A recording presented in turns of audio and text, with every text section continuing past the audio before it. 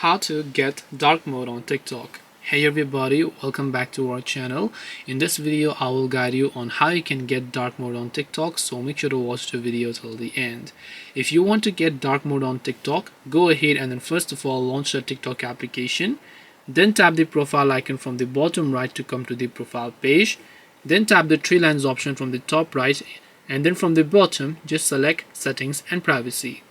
Once you come to settings and privacy, scroll a bit further and you'll find an option called display under content and display section.